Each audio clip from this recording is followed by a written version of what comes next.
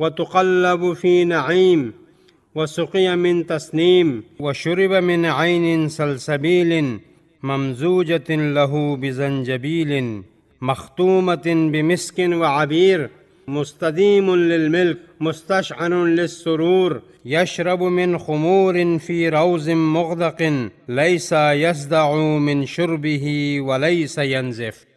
نعمت ہائے بہشت میں متصرف رہے گا اور نہر تسنیم کا پانی پیے گا اور چشمہ سلسبیل سے جس میں سونٹ ملی ہوئی ہے اور مشک و عنبر کی مہر لگی ہوئی ہے سیراب ہوگا اور وہاں کا دائمی مالک ہوگا اور وہ سرور محسوس کرے گا۔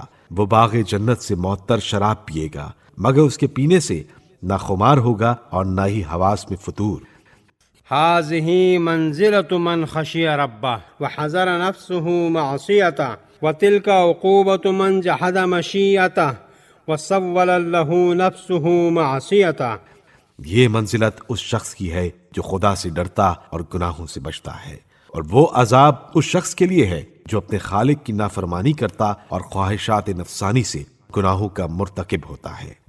فهو قول فصل وحكم عدل وخير قصص قصة ووعظ به نصا تنزيل من حكيم حميد نزل به روح قدس مبين على قلب نبي مهتد رشيد صلت عليه رسل سفرة مكرمون بررة۔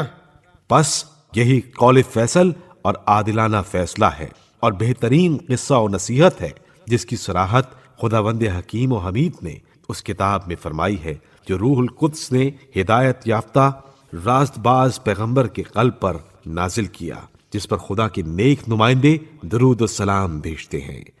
عزت برب علیم رحیم کریم من شر كل عدو اللعین الرجیم۔